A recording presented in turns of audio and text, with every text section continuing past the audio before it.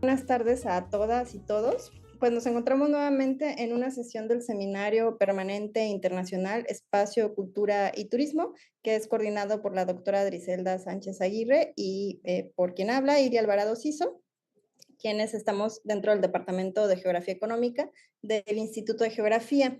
Quiero comentar que esta es la sesión número 15 de estas conferencias magistrales que se están presentando durante el seminario.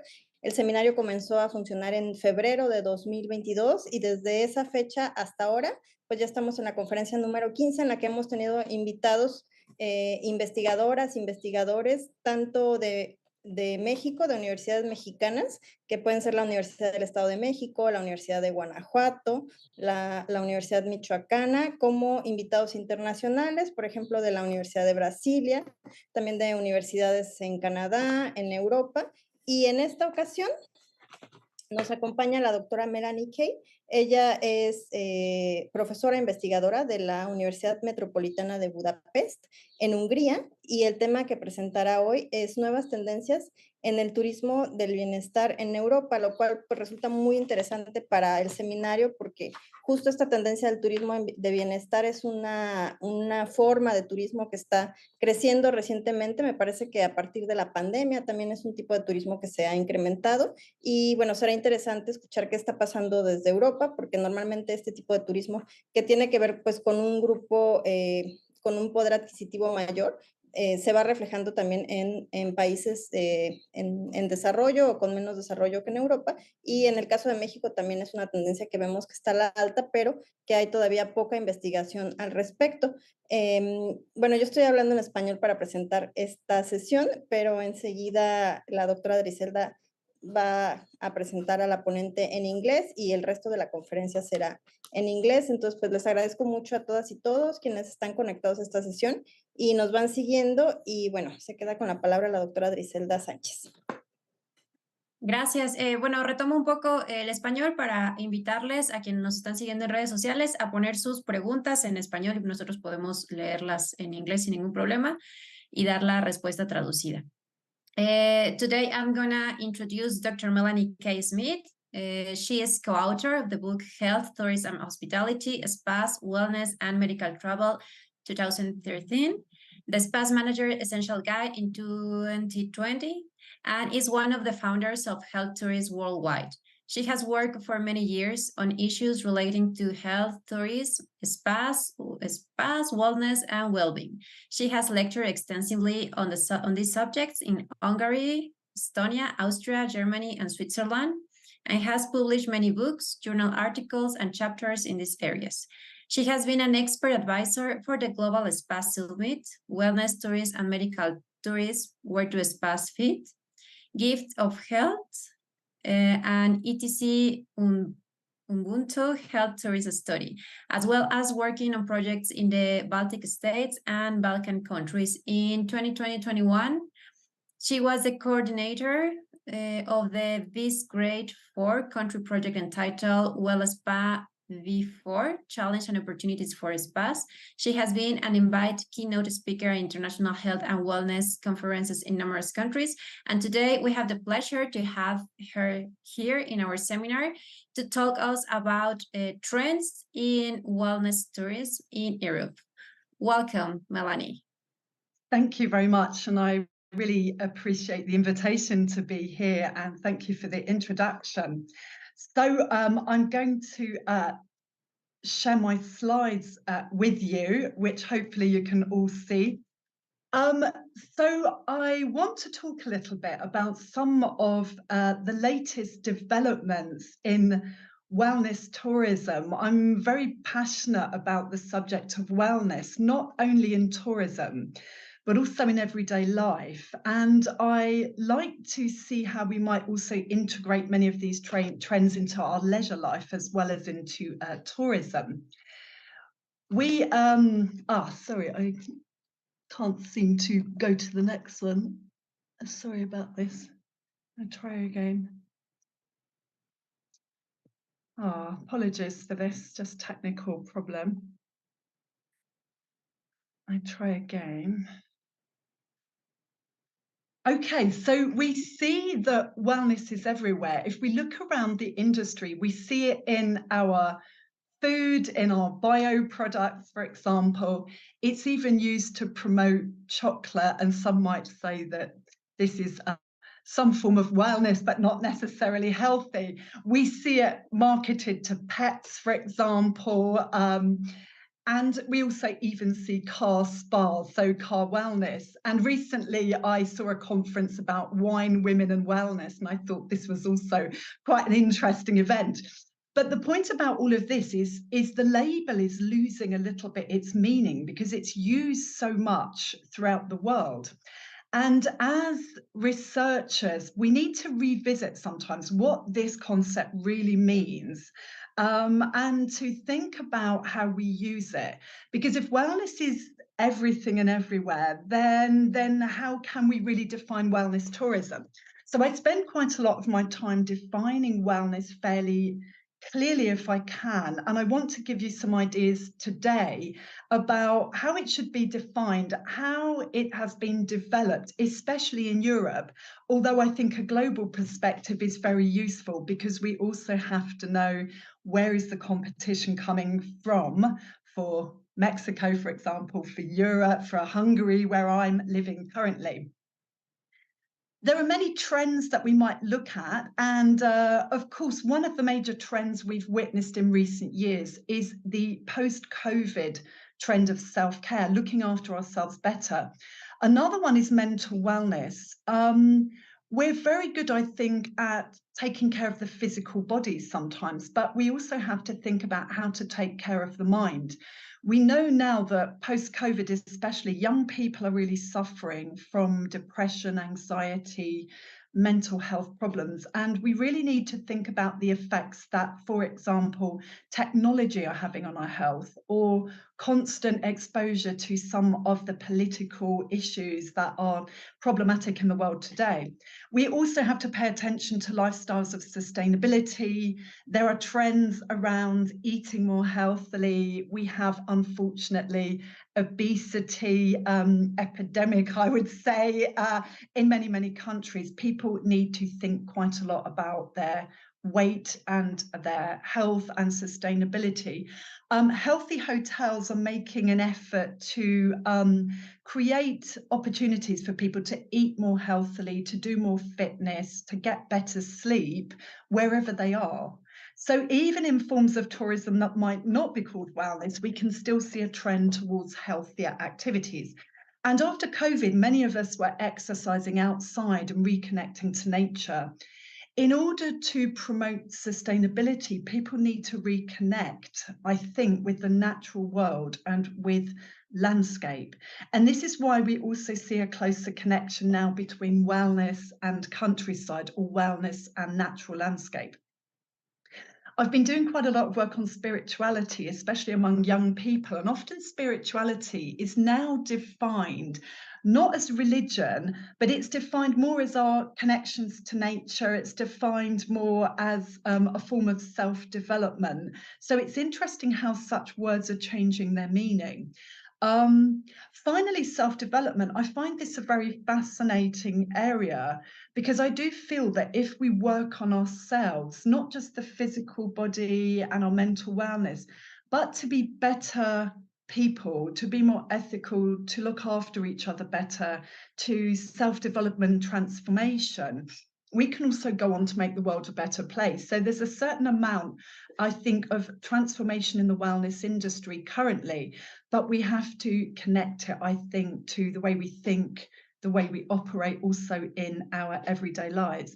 But sometimes we need to leave our homes in order to do so. It's not enough just to stay at home. Staycations were great when we couldn't travel. Domestic tourism is okay. But the exposure to different cultures and landscapes, I think we learn something very important about ourselves and something very important about the world. This is why travel is also important in wellness. So there has, I think, been a growth of health and wellness tourism post-COVID, and other authors have certainly explored this idea. It was thought that in the age of over tourism, that we needed to do tourism differently.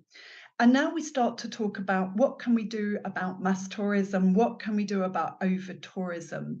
And it was thought that if we focus on well-being or wellness, maybe this is more of a niche market or a form of tourism that has more benefits for destinations.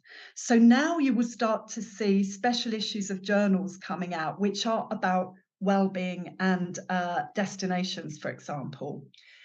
Just a note about definitions. Well-being, I think, is much wider than wellness. Wellness is usually more of a personal, individual path to health and happiness. Well-being you can measure using economics, environmental statistics. You can measure it using gender equality, politics, and so forth. So well-being is much wider, and we usually use that for destinations. Wellness is more, I think, about the choices we make and the paths that we take in our lives as well as travel. So refreshing tourism, making it more regenerative.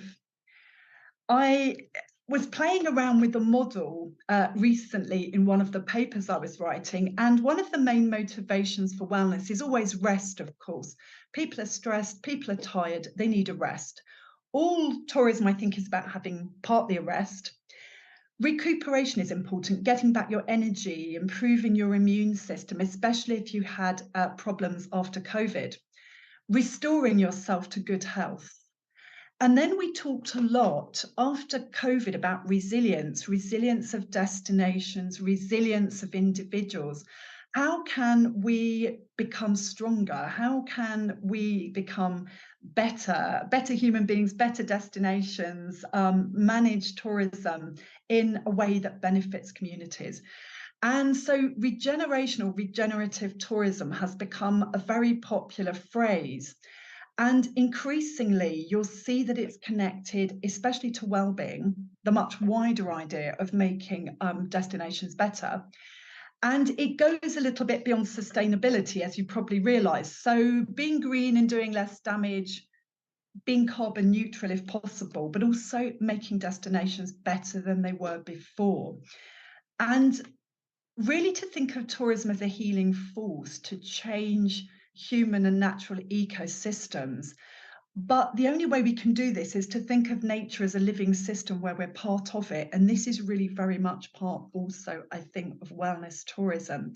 This must always be in the background. It's not a selfish journey of I become more beautiful, I become transformed. It's about this relationship with nature, with people, with destinations. And I think this is the way we need to go.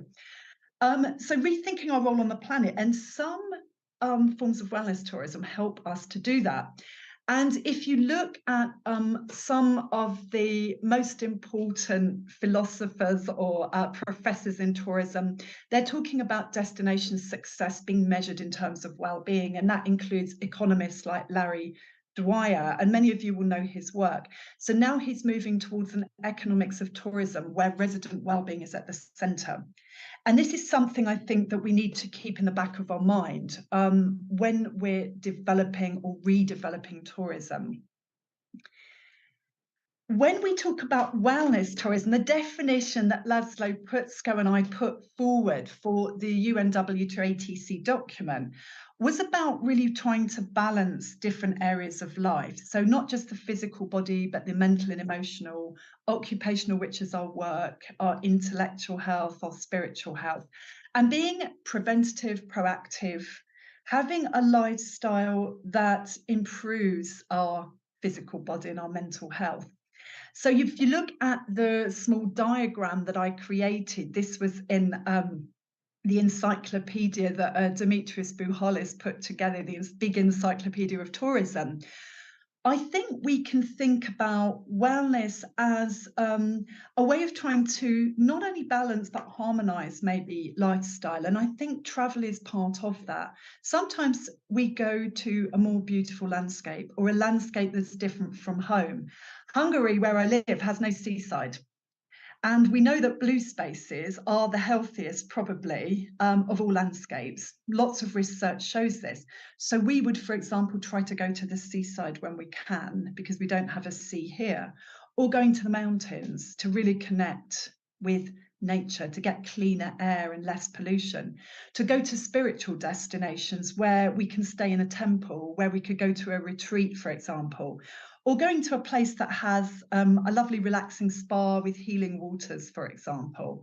Maybe we have these close to home, maybe we don't. Maybe we also want the cultural experience. I want to go to India because it has a sense of spirituality which I can't get where I live. And it's also the escapism part, the stress relief, I think, that comes from leaving home, leaving your working environment, and going to a different place. This is why tourism is important, and it's not just about our everyday life and our leisure. So this table, I think, summarises how I see wellness tourism and some of the activities that you might find within that. Now, I don't take credit for the hedonic and sort of eudaimonic dimensions of it, because already Cornelia Voigt many years ago talked about wellness tourism being partly hedonic, the beauty side, the pleasure side. So going to a wellness spa and being pampered, having beauty treatments, going to wine and gastro spas, which have become more popular. But as we go along the table, you can see that actually there are also forms of healing through balneotherapy. In Hungary, this is very important. In Europe, for example, healing waters, thermal waters that are used for medical reasons. Thalassotherapy, using sea water for health. Ecotherapy, especially forest therapy, becoming more and more popular. And medical wellness spas where we are advised by doctors how should we maybe change our lifestyle to have a healthier life. And when we start to look at regenerative forms of wellness tourism, it comes back to the idea of giving back, being altruistic. So maybe being a volunteer, slowing down, connecting to communities, trying to, for example, support local economies, maybe doing some conservation while you're on holiday. Many tourists go, for example, to pick up litter on the beaches of Bali.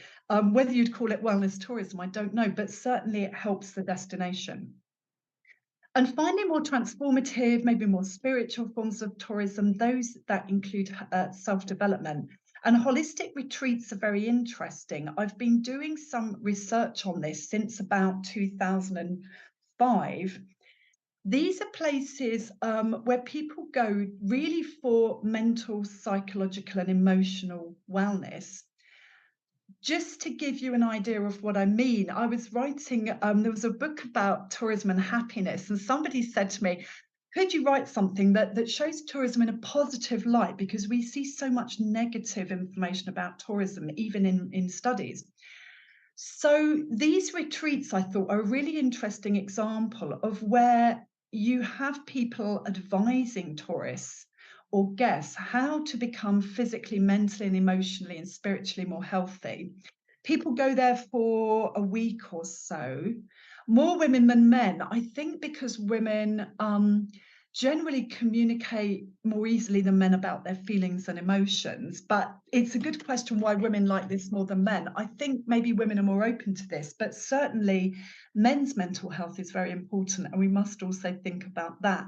Many people are suffering from stress, burnout, and so forth. So when we've done research on retreats, people say it doesn't matter where it is, but it must be in a quiet, calm, natural environment. And then people feel their blood pressure gets better, their stress levels go down. And I did a discourse analysis of some of these retreats through their websites, and a lot of the verbs that are used, it's to help people to self-develop, change their life, heal themselves, reconnect to other people, to themselves, to nature.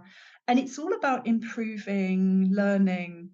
So this to me is really transformational. I think this is a really interesting form of tourism that's very common in Europe. It's very common amongst British tourists. Certainly I've seen German and Dutch tourists also enjoying this.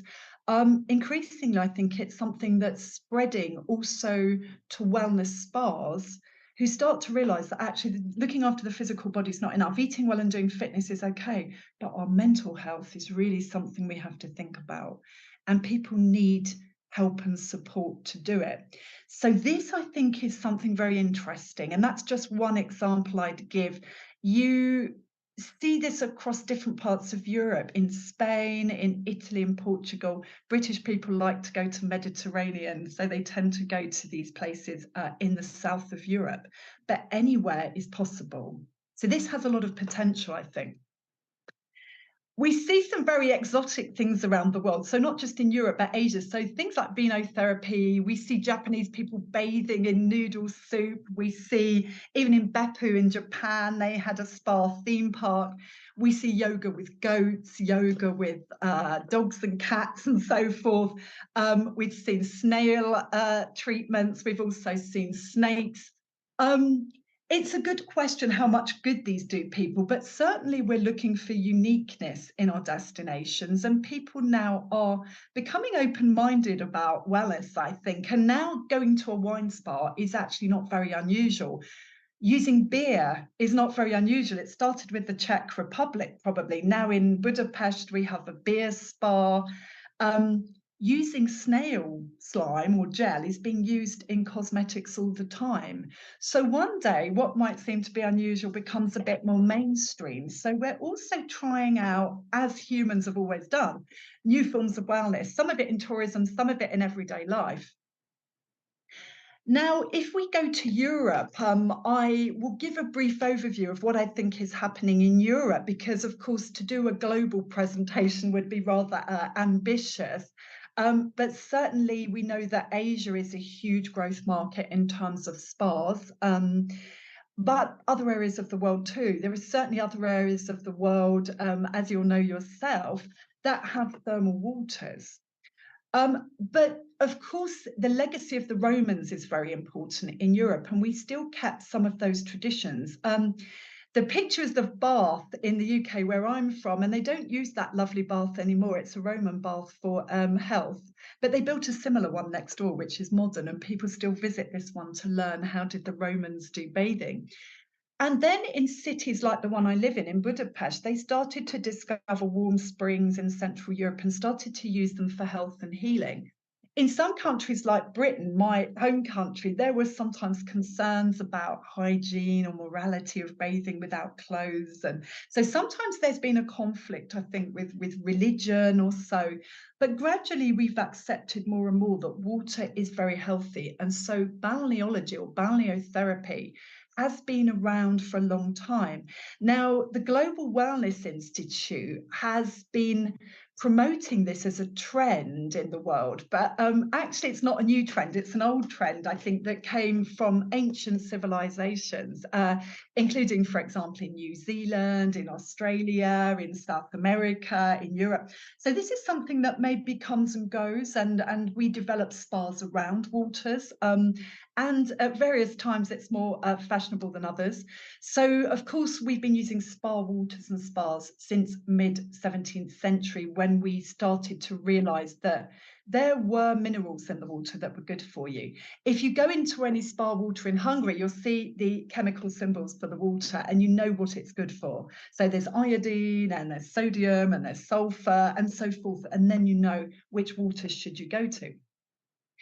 Seawater is still very popular. A good friend of mine, Catherine Kelly, she's promoting blue spaces all around UK, encouraging people to do cold water swimming. There's a big trend now to bathe in cold water. It's very, very good for us.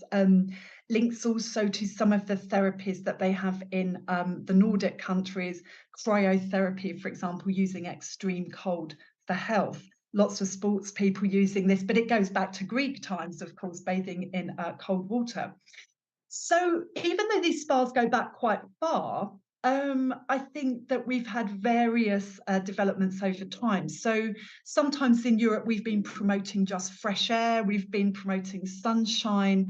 Now we worry that too much sun is not good for the skin, and so we have to think about whether sunbathing is healthy or not. But certainly if you go to have balneotherapy, you might have a combination of thermal waters and sunshine. And of course, the spas have been used also after wars, where war-wounded soldiers, for example, even in places like Finland, were going to spas, industrial workers going to the seaside. And I think many of these traditions are coming back into fashion, certainly cold water sea bathing, or thinking that we need to get out of big cities and go to fresher air, mountains or seaside. We have antibiotics, that's okay, but our air in the cities is very polluted. So when we travel, we sometimes try to go away from a place where, our health is suffering. At the moment, we see many beautiful spas in Europe. I think if you look at Austria, it has some of the most fantastic spas, but lots of other countries as well, Germany, Switzerland, and so forth. Europe at the moment has probably the most spas, but Asia is coming close behind. Certainly people are spending quite a lot in spas these days. In the UK, the tradition declined a bit. People are enjoying a little bit more retreat centres, but in some countries, Germany and Austria, they built almost too many. They had almost an oversupply of very, very high quality, beautiful spas, which is a bit surprising. But you have to be a bit careful not to overestimate how many people can actually visit spas, afford spas, because they can be quite expensive. So this can be a luxury and quite elite form of tourism. I would argue, though, that we need to make these places more accessible to everybody. Certainly in Central and Eastern Europe, where I'm living, the governments have subsidised or supported the balneology spas so that everybody can go if they want to. If they have a health problem, they can get their stays in the spas or their treatments in the spas funded. Even if it's only 10 times a year or it's a short trip, they still have some funding for this.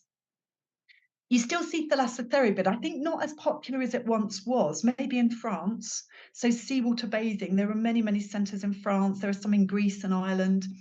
Of course, wellness hotels everywhere. As you'll know yourselves, you see wellness hotels almost everywhere. You have to be quite careful that you have a very specific criteria for what is a wellness hotel. Should it be healthy food or not? Does it need to have water, or can it be mental health? Usually it has to have water, usually some form of therapies, massage and so forth, fitness centre. So you have to decide what can you call a wellness hotel, otherwise everybody uses the label because it's very, very fashionable. And as I said, holistic retreats getting more popular, people more worried about their mental health, psychological health, emotional health, and so forth. We've been in Central Eastern Europe regenerating medical spas. Next week, I talk at an online event in Poland. And we've had a short project for a year and a half about in the Eastern European countries, what do we need to improve? And it's things like customer service, some of the infrastructure, and so forth, because many of these spas were not really renovated in recent years because there was not enough money, and they were more for domestic tourists or local people. But now there's a growth of interest among international visitors who have expectations of high quality. So then we have to also think, how can you make it accessible, not too expensive, but also good enough quality? Quite challenging, and we're discussing how to do that in Eastern countries. Salt caves and salt mines were discovered to be very healthy in countries like Poland, but also in Ukraine before the war, Germany, and so forth. People are starting to construct salt caves everywhere because people believe it's really good for breathing. So this is also something that's becoming popular. The sauna culture in Finland, the National Tourism Office in Finland, they started to promote their sauna culture, even though it's part of everyday life. They didn't think years ago it was something special. Now they realise it's really special, along with their forests, and it's something that tourists are interested in. In Estonia, where I teach quite often, the smoke sauna tradition in Estonia is now on the UNESCO Intangible World Heritage List, so that they don't lose this tradition, because it includes, for example, beating the body with twigs, maybe having some form of massage, having some connection with nature. So there's a ritual as well. So all of these developments, I think, are rather interesting and quite exciting. And hydrotherapy, Iceland became an extremely popular destination because they have outdoor thermal pools where people can bathe while looking at the amazing natural landscape. So the combination of water and nature is very important, I think, whether it's seaside, whether it's mountains in Switzerland, whether it's holistic retreats, or it's the landscapes of Iceland or forests in Finland. So these are some of the trends that I think are important at the moment. Years ago, with Laszlo Putzko in our book, we had a look at the different parts of Europe, and they're slightly different. So, for example, Western Europe, there's more of a focus on preventative recreation, lifestyle, and holistic forms of tourism. So a bit more mental, psychological wellness. Northern Europe, so Scandinavia, Finland, Iceland, a bit more of the hot and cold therapies, the saunas and so forth. Outdoor recreation, very surprisingly, because they have cold, dark weather, but they still spend lots of time outside. Norwegians love hiking, for example. Then in Eastern Europe, as I said, we have the medical spas, the balneology, wellness starts to increase.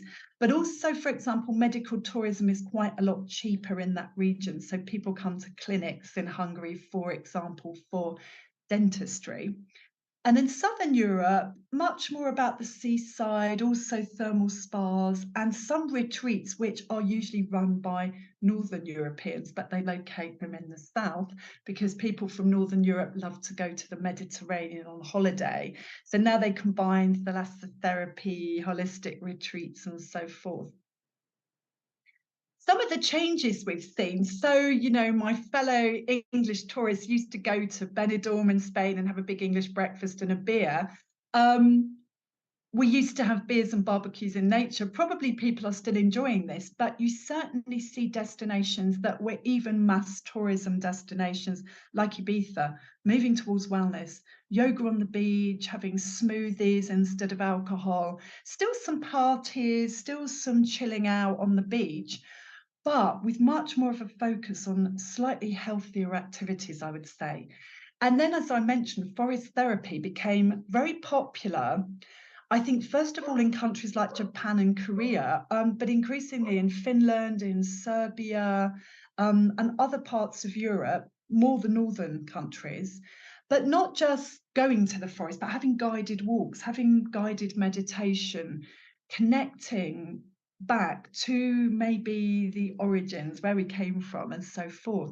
So a guided walk would take maybe 2 hours, and you'd connect with the trees, you connect with the floor of the forest, and so forth. So one of my friends in Finland, she was doing research and showing Japanese tourists around in the forest, and they had a really wonderful experience. So I think things are changing, tourists are changing, products are changing, and there is a recognition that we need something a little bit different, not only in Europe, I think everywhere. But I think if we look at Asia, there'll be different traditions, you know, more spirituality, more body, mind, spirit connection. But these, I think, are the trends, I would say, in Europe, which has a very, very diverse landscape.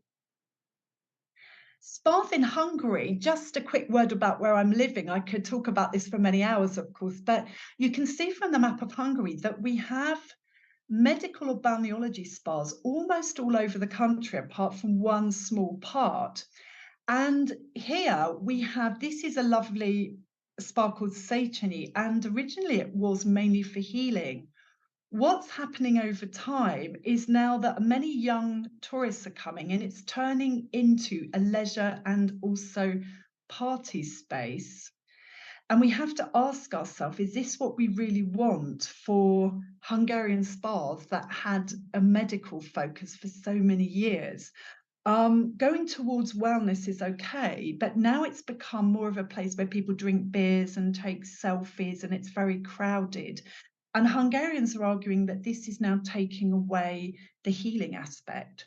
So we do have to be careful in our developments. There are other spas that have kept their authenticity, like Cave Bath in Miskolc, which is up in the north of Hungary. There are also some wine spas connected to wine region, and there are many, many spas still offering medical treatments for local people and tourists as well. But new products are good, but we have to be really careful how we handle them.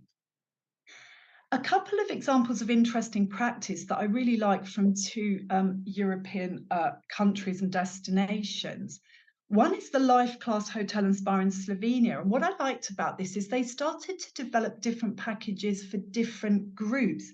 This is also another message I'd like to give, is that we do really need to think about who are we targeting, because it's very different having elderly people having healing treatments in water, young tourists having parties, and now we have a conflict between user groups. What I also like about this is they think about the needs of the visitors. Are they looking for beauty? Are they looking for anti-aging? Are they looking for medical services? And they put packages and centres together based on this.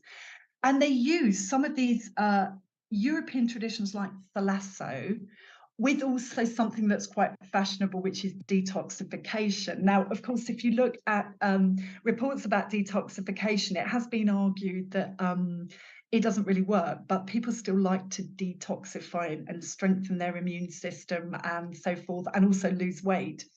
I like the fact also that they've got this Lepavida spa very close, which uses the local salt. So there are salt pans where they collect salt and they use this in their treatments. It's very nice.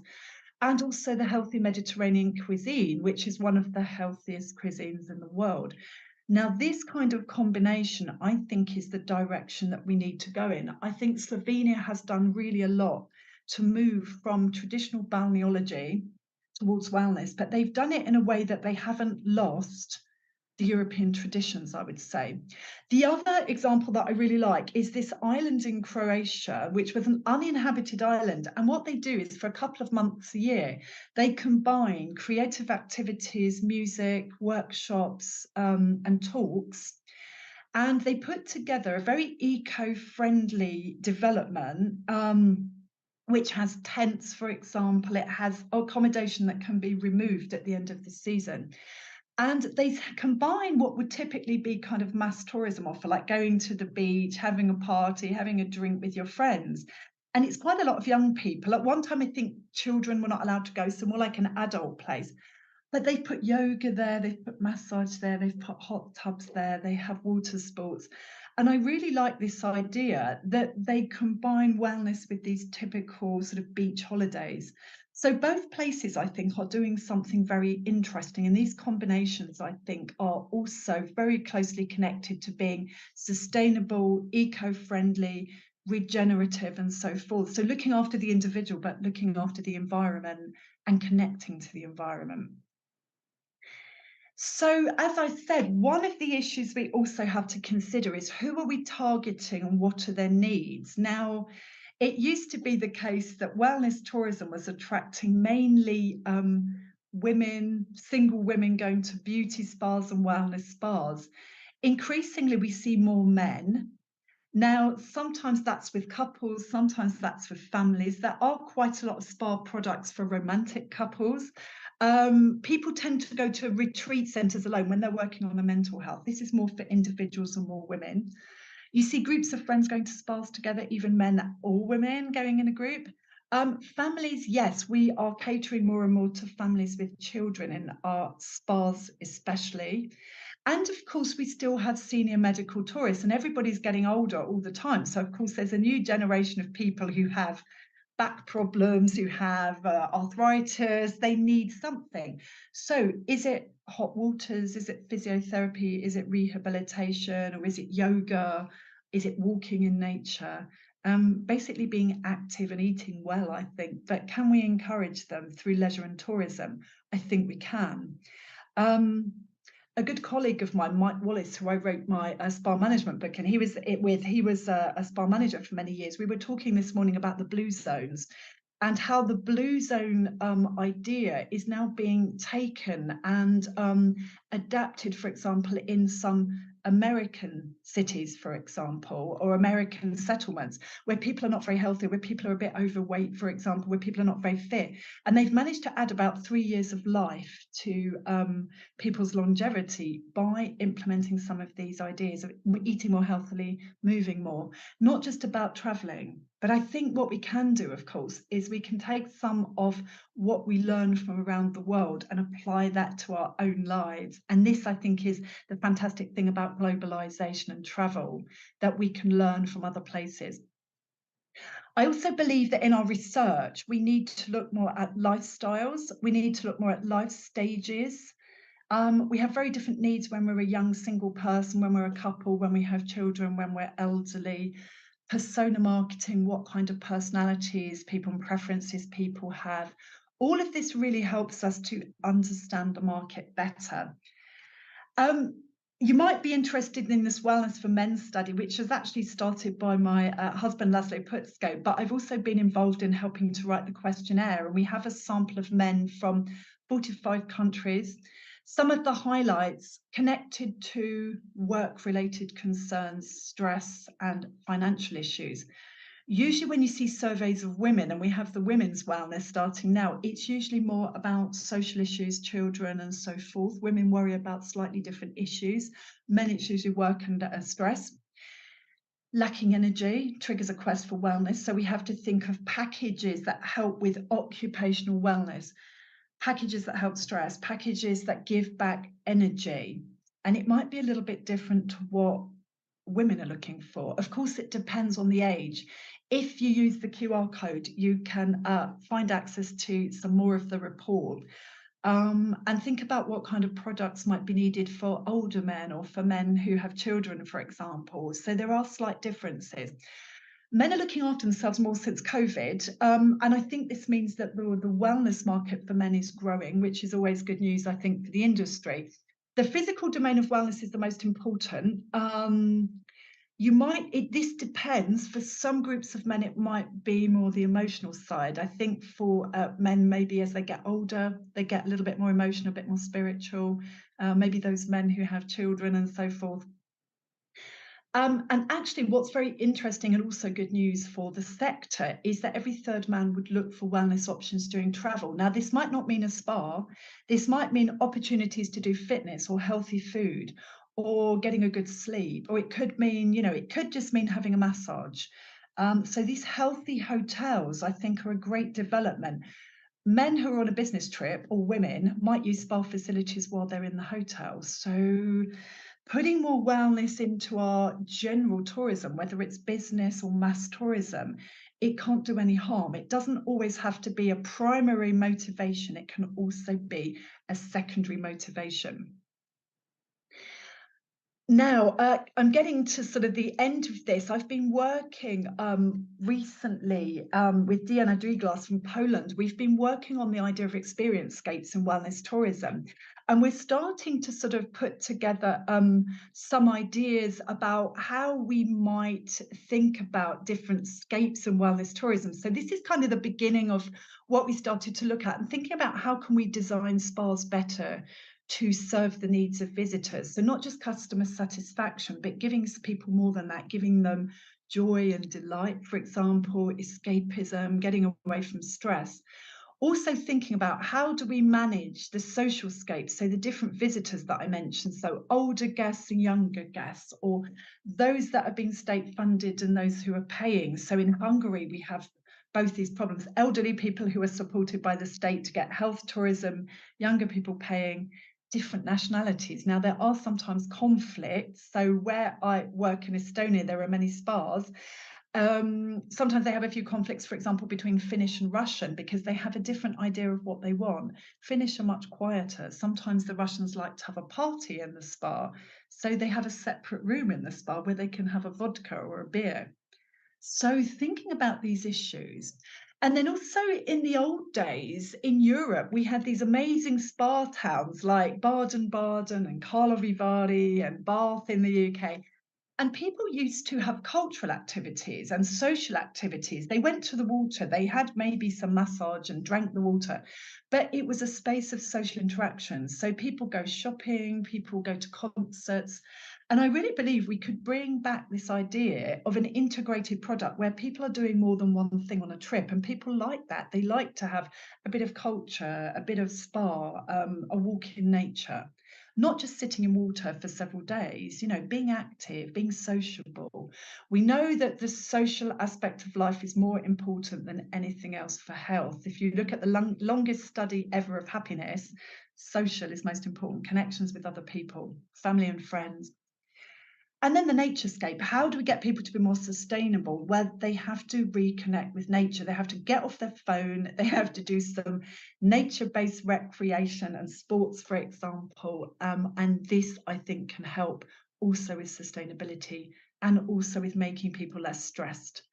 Finally, culture, thinking about how do we create uniqueness, bringing in our local cultural traditions, whether that's from ancient civilizations, for example, in Mexico, or whether that's some ancient rituals from the Roman times, or whether it's a Turkish bath, or whatever it might be that comes from your culture that you think tourists could be interested in. So bringing in our heritage buildings, we have many historic spas, for example, in Europe.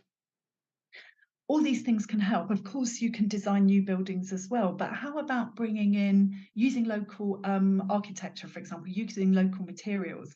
So if you look at, for example, the Botanique Spa in Brazil, they used everything that was Brazilian, everything from the local landscape, all the culture, local waters. They did research also on local treatments and products. They had capoeira and so forth. So trying to bring in something that comes from your local culture. So this is where we've got to in our thinking.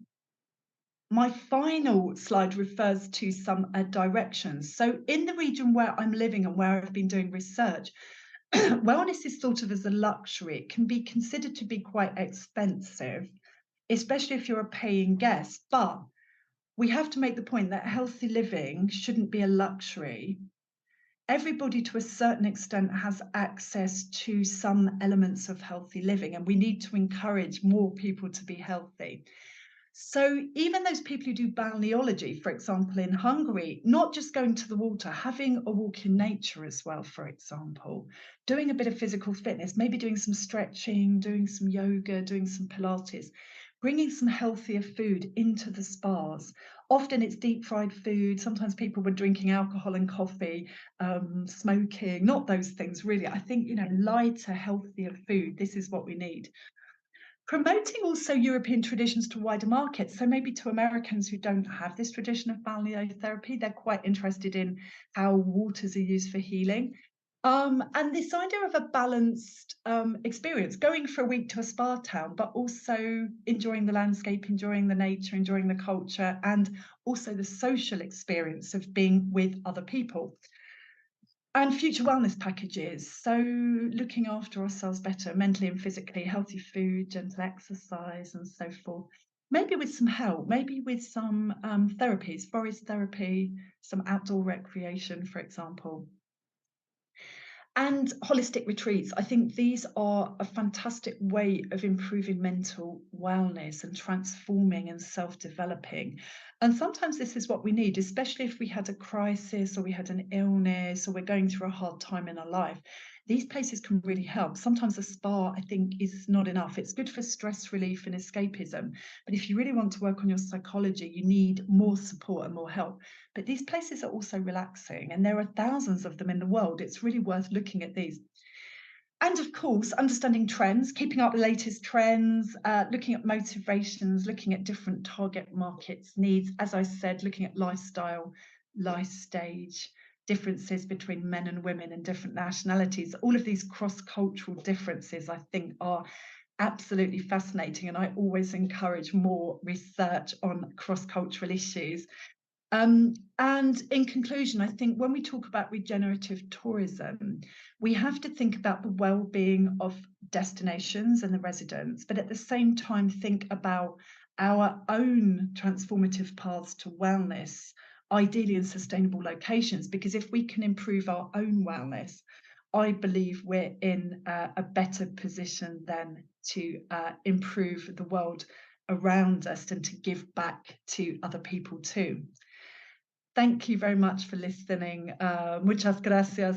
Very happy to be here. I'm really happy to hear your opinions, your questions. Do contact me, of course, if you would like to know more or work with me, or if you'd like me to send you any papers. these are just a handful of papers I've been working on recently. If you're interested, there are some others as well, but I've been working quite a lot, as you can see, on things like subjective well-being, spirituality, but I'm also interested in quite not basic things, but in customer satisfaction, experience creation, spa management, so some of the more practical elements as well as these more tricky subjects. You know, it's hard to research spirituality, and this is an ongoing project. So let me know if you'd like to join me in any research publications or anything else. Thank you very much.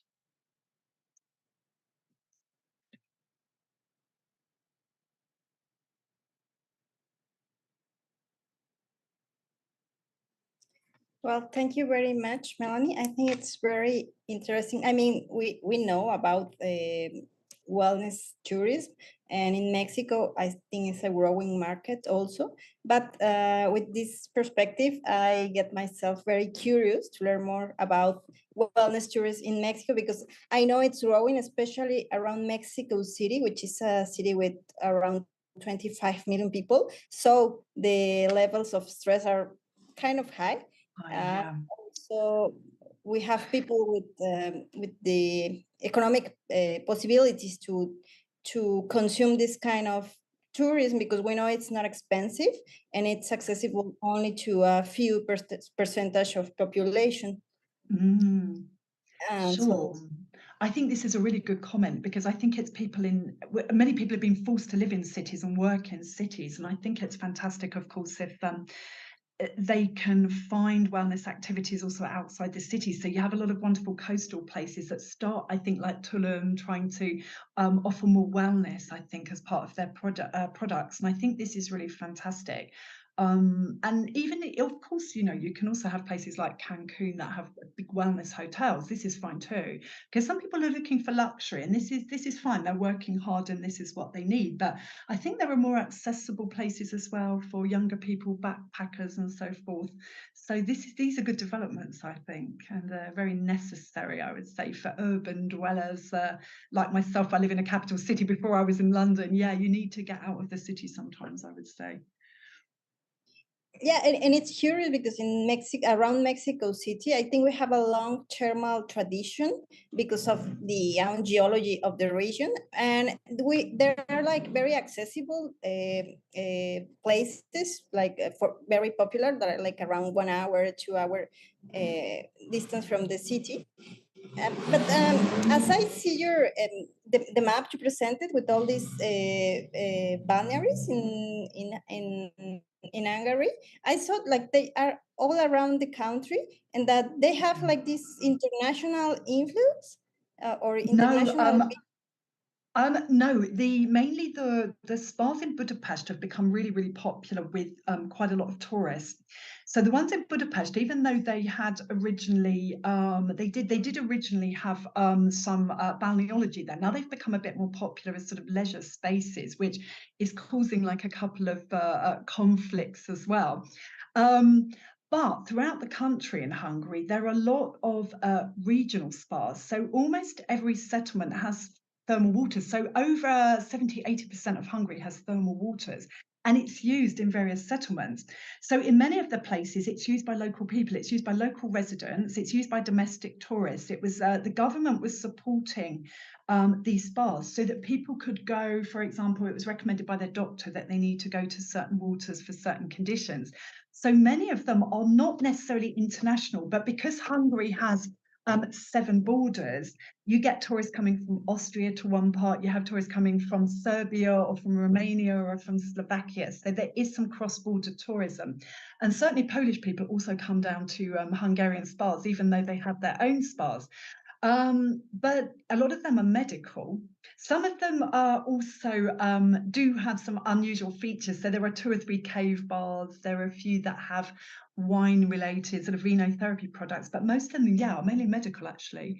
So they do cater for international tourists, but not that many, relatively. Okay. The only thing I would say though, if you look at the top 5 most popular tourism destinations in Hungary, apart from Budapest, they are all actual health tourism destinations. So places like Havíz or Buk or so forth They actually, you would call them health tourism destinations. So it's very, very interesting that actually these are the places that a lot of people are going if they go anywhere. So yes, I would call Hungary like a sort of health tourism hotspot in the world in a way, but it has, I think, the most thermal water of almost any country. So it's like the epicenter of Europe in terms of thermal water. And Budapest, I think, has the most thermal water of any capital city. So it's a really great place to look at spas. But because I was talking about wellness, I mentioned a bit less the balneology, which is more the medical use of waters. But certainly another branch of my work is looking really at how should we develop those spas in the future, and can we really, as long as there's government funding, they'll stay, but otherwise I don't know how you couldn't keep them going because there are so many. Okay, and well, I have one question that it will be about seasonality of this wellness tourism, because I think in many cases it doesn't depend on the outdoors weather. So I would like to know if there is a proof seasonality or it does not have one. Well, I think you're absolutely right. I think it's much less seasonal than other forms of tourism, and that's one of the good points about it. And actually, I would say that, for example, in Estonia, they have a lot of tourists coming from Scandinavia, especially Finland, but also Norway, and they go in the winter. So they like to go to the spas when it's cold outside. So in the summer, it's a beach destination. In the winter, people are going to the spas when there's snow on the ground. Certainly Hungary, people would like to go to thermal waters when it's winter as well. It's actually less pleasant to go to hot water when the weather's hot. And it's also the case that a lot of the Austrian and Swiss and German spas, they were built with views of nature. So even though you're inside, you can see outside. So you could really be there in any weather. And I think that this is the sort of the fantastic part about it. I suppose because you're mainly catering for either single people or couples still, you don't need to worry too much about the school holidays with children. But on the other hand, of course, those spas do get children and their parents coming in the summer holidays. And that varies on where that in Europe, that's usually everybody goes on holiday towards the end of July and August. But maybe in other parts of the world, there are different patterns. So I know certainly New Zealand, it sees the opposite weather. So it very much depends where you are, I guess, when your seasonality would be. But certainly it's one of the least seasonal forms of tourism, I would say. So thank you. That's a good point. Thank you. We have a question that is made by the viewers of in YouTube. They send it in Spanish. I'll try to translate it. Okay. And it's from Irma. It's a researcher from our university, and she asked, when we talk about the five R's, I'm sorry. Oh, the 5 R. Yes, yes. Sorry, yeah. This model that I started to develop. Yes. But she asked about the 5 R's, if they are accomplished in many centers, or if they don't. Well, this is a really good point. I think yes, yes. Well, I think it's kind of a spectrum, I would say. So I think probably almost every wellness centres have achieved the first one, which is rest. Rest and probably recuperation. So kind of recovering, I think. It depends what's wrong with you. If you've had a long illness, for example, that, you know, if you'd had long COVID, for example, there were some packages in spas where people were recuperating from this. But usually when we talk about recuperation, we think of things like burnout, maybe, or stress.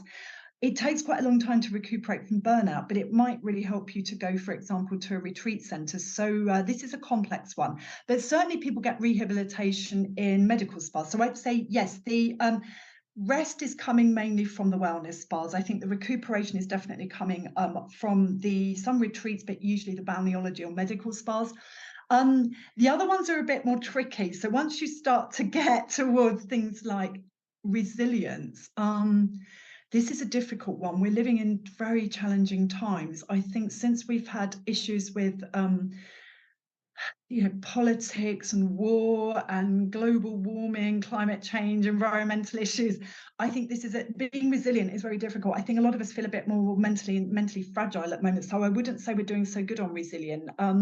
Regenerative, we are trying. I think we are trying to develop regenerative tourism. Certainly every conference I go to in tourism, we're trying to talk about that. So I think to a certain extent, we're getting there with these R's, but no, I wouldn't say that we've achieved all of them. I think that it's more of an aspiration as a personal path to wellness, possibly. Some people, yes, I think so, are getting there. Maybe they have, especially in post-COVID, they do feel that they've become stronger, more resilient, they have regenerated themselves. So it's not impossible. Okay, thank you. But also there is like a paradox, because at the same time that I agree that healthy living should be accessible to everyone, and it shouldn't be a luxury. But at the same time, if this sector, wellness tourism, these wellness centers, if they become massive, then also like the environment is more threatened, that if they were, if that now that they are like a very elitized market, no? So there is like this paradox to open to a big public, or keep it restricted to few people who can pay for it. Yes, it's very difficult. Of course, I think if you're, it depends what you're thinking about. Of course, one of the problems now is that wellness spas, if you spent a lot of money on regenerating, even like a medical spa like they did in Slovenia, then the result is that it is expensive. And it can be very expensive, for example, to get a package like with massages and beauty treatments and so forth. Other forms of wellness, if we start to talk about nature-based wellness, this can be done much more cheaply, of course. And massage doesn't have to be terribly expensive. You think about going to have forest therapy or a sauna in the Finnish landscape, and maybe a small massage and some healthy food, picking your own mushrooms and berries. This kind of form of wellness could be affordable for everybody. On the other hand, sometimes it is really nice to go to a spa and just relax. On the other hand, I would say I'm sometimes surprised when I go to countries like Austria, like for one day, the spa might only be maybe 20, 25 euros, which is not actually excessively expensive, and the quality is very high. So maybe to go for many days is very expensive. To go for one night or 2 nights, maybe everyone can afford that. But I do agree there are some really top luxury spas, and it's depressing to look at them. Even I couldn't afford them. It's several thousands of dollars or euros, and it seems very unfair somehow that the majority of people are excluded from that. But there is more than one path to wellness, of course. So I suppose we have to choose the ones that we can afford at our particular life stage or moment in time. Yeah, thank you, Melanie. And we have another question from the viewers, again from Irma, and she asked if you can speak like a little bit more about the regional differences of the wellness centers. I imagine when you talk about Europe and the different kind of wellness tourism they have in every, or you have in every region, if you could speak a little bit more about this, what it depends on what these differences? Oh, the differences. Well, I think when we wrote the book, we actually had a global overview of how we saw the differences between the regions. I actually have somewhere, which I use with my students, a sort of breakdown of how this is really working in the different regions. And for example, you can see a very clear difference if you come, like I do, from Western Europe. And if you look, for example, at those people who come from places like Netherlands or Germany or Britain or so forth, they don't really have this healing water tradition, not really. They might have had some spas in the past, like Roman baths, but they don't really use that so much now. Certainly countries like Netherlands, they'd be much more likely to do yoga than to go to thermal water. So there is definitely a kind of Western European slight skepticism about balneology. For example, in Hungary and Eastern Europe, The doctors will train in balneology, so they know how to use thermal waters. In Western Europe, that wouldn't happen. If you look at the Nordic countries, they don't even really use the word wellness. They were mainly using well-being. This is why the Finnish Tourist Board was looking more at well-being, and they were doing more outdoor recreation, using nature as a backdrop for example, cross-country skiing or hiking or walking. And their idea probably of a healthy life is picking your own foods and fruits from the forest and so forth. And so it's really very different. The only country probably that uses waters is Iceland. Finland, it would be more like the sauna and the forest, and certainly Sweden, Denmark, Norway, not so many spas. There are a couple of wellness spas, but if they go to spas, they tend to have to go down to Estonia or somewhere else because they don't have so many. And then when you look at the Mediterranean, it's usually been more about the seaside. It's usually been more about using the sea, having rest in the afternoon because it's hot, siesta, the healthy Mediterranean diet. Also, when we did research in Portugal and Italy and Spain, we asked people about spirituality and they said, but we're Catholic, so they didn't really know what we meant by sort of Asian spirituality. They were more or less either religion or they had this Catholic kind of beliefs, and they didn't really see spirituality as something that they might want. Spirituality in the Nordic countries would be connected to nature. Spirituality in Western Europe probably doesn't even really exist much, except it's more likely to come from Asia, and people would be doing yoga and saying, oh yes, I'm connected, my body, mind, spirit, even though of course it's not a European tradition. So you certainly see like quite a lot of differences between regions. I mean, I hope I've sort of answered your question. Of course, what would be really interesting is to go into more detail about all the individual countries, but I'm guessing we don't have that much time now. But certainly I know quite a lot about some countries more than others: Finland, Estonia, sort of UK, Hungary. So we can discuss this sometime. Certainly we looked at the Balkan countries, which also included places like sort of Slovenia and Greece, but it was more like the former Yugoslavian countries, Serbia and so forth, and Bulgaria. Water's still really important. They have a lot of thermal waters in Serbia, for example, or in Bulgaria, and they still use them for health. But they also use natural landscape. Landscape's really important to them as well. So yeah, you can certainly talk about regions. I don't like to generalize, but a lot of this is based on research we've done or individual country case studies and so forth. I hope that helps a bit to clarify. I just have one more question now that you talk about the spirituality. I was wondering if are there any concerns about cultural appropriation when talking about a wellness tourism? I think, for example, of India and tourism related to Buddhist retreats or yoga or meditation, although Buddhism is like very open and very gentle philosophy, but I don't know if in the scholar discussion about a wellness tourism, are there some concerns about this appropriation or inappropriated appropriation of cultures? Yes, I think it's good to mention this because there's a very fine line, isn't there, between religion and spirituality. And certainly you have to be quite careful that if you're going to allow tourists, for example, to go into temples to stay or to pray, or even just to sort of hang out, that you have to give them sort of information about how to behave. So for example, in Buddhist temples, you shouldn't point your feet towards the Buddha, and you shouldn't touch a Buddhist monk if you're a woman, or these kinds of things.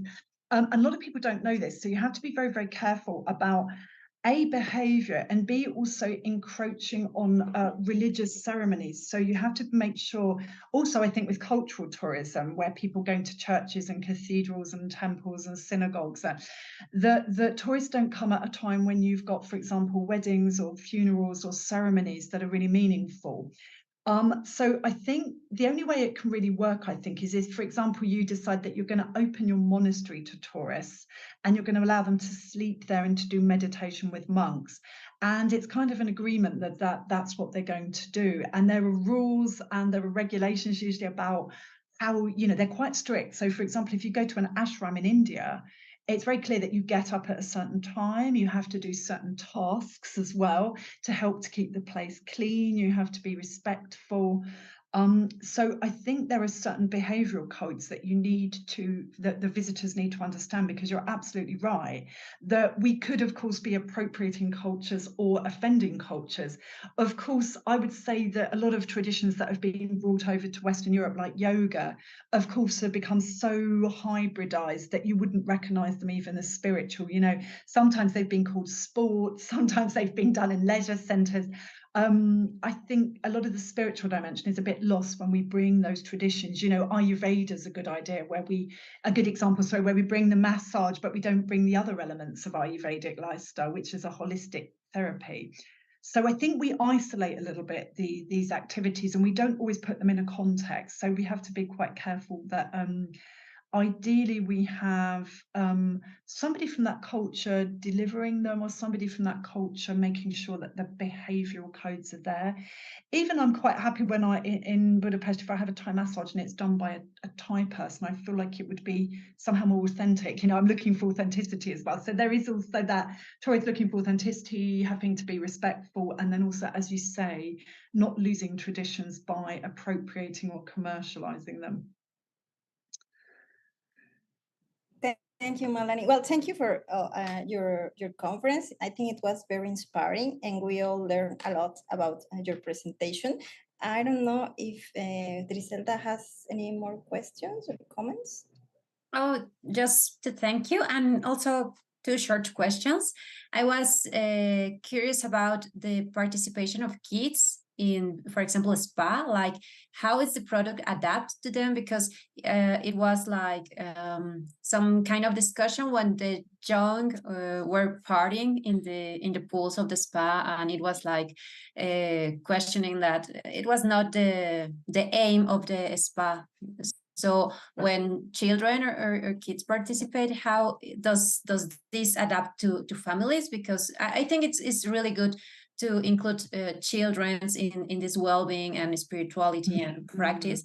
But I don't know if that alters the aim of the product, or how does the product adapt to that?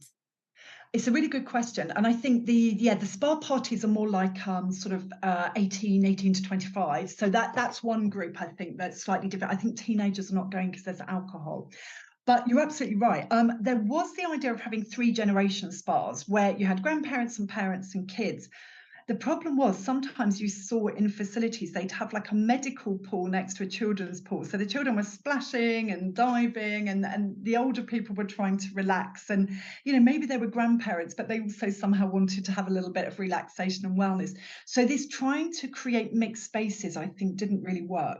So ideally, I think the Austrians do it really, really well. I speak about Austria because it borders Hungary, and we used to go when my kids were young, and there was a really nice place in Sonnenterme where they used to have hotels that were directly designed for babies and for young children. And they had really nice ideas. So they'd have, for example, baby pools and baby swimming. And they'd have baby changing areas, baby food, and so forth. They had a sort of initiation area where they did little puppet shows for children about how to go to the sauna, how to behave. And they were only like 2 or 3 years old, and it was very sweet. So it wasn't very hot, and they kept them there for a short time, and they entertained them. But they also taught them, you know, how to swim, how to use a sauna, how to use a steam room, and so forth. So they got used to that. And then the good thing was also for the parents, they had sort of animations. So for slightly older children, you could leave them doing arts and crafts and so forth. So you could go off for 1 hour or so and have a massage. And so there was an over 14-year-old wellness area where some late teens and adults could go. And then you could get away for an hour. So what usually happened is one parent would stay with the children, or they'd go to the animator, and then you could go and have an hour or so in the wellness centre. So this, I think, was managed really, really well. But you have to have slightly separate spaces because kids are noisy and you can't relax at the same time. I have been to spa in Hungary, which I found quite fascinating, where you could swim through a cave, and then in the middle they had a sort of aqua park where you could slide. So it was a little bit noisy because the kids were, you know, really enjoying themselves in the water, but somehow it seemed to be quite relaxing. And kids often calm down in water, actually. So everybody sort of slows down and relaxes a bit. But it does take a bit of thought and care, and sometimes you need separate spaces for elderly people to do healing. and for, I would say, parents to have wellness, really, because you do need a break, I think, especially when your kids are really young. Now I have teenagers, I also need a break from them as well. I also need to go to someone that's over 16 or 18, I think. Yeah. Oh, But thank you. Thank you so much, Melanie. I think Ilya got internet problems, like connection problems, but yeah, on her behalf, we thank you so much, because I know it's late there where you're living, no problem. and you're connecting to share your knowledge with us, and we really appreciate that. Thank you. I really appreciate the invitation. No, I really enjoyed it, and I'm really happy to stay in touch. And you have my presentation and my email address. So just a message for the audience that, you know, do stay in contact. And if you're interested in working with me on anything, cross-cultural comparisons, this would be lovely. So thanks so much for the Yeah, it would opportunity. be wonderful to do a Sure. cross-cultural Mexico-Hungary. It will be really Yeah, it would be really interesting. great. Yeah. Thank you. Okay. Thanks We thank again.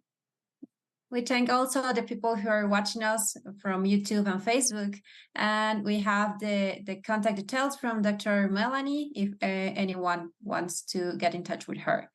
Agradecemos mucho a las personas que estuvieron conectadas a través de redes sociales y aquellos que hicieron su comentario. La doctora Ilia Alvarado tuvo algunos problemas de conexión y tuvo que desconectarse. Sin embargo,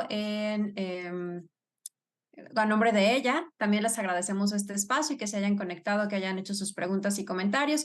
Tenemos los datos de contacto de la doctora Melanie por si alguien está interesado o interesada en contactarla para darle seguimiento a alguna investigación o alguna duda que haya quedado en el aire y que no haya sido posible resolver en este corto tiempo. Agradecemos también a nuestro equipo técnico y sin más, bueno, cerramos esta sesión, esta 15ª sesión del Seminario de Espacio, Cultura y Turismo. Muchas gracias.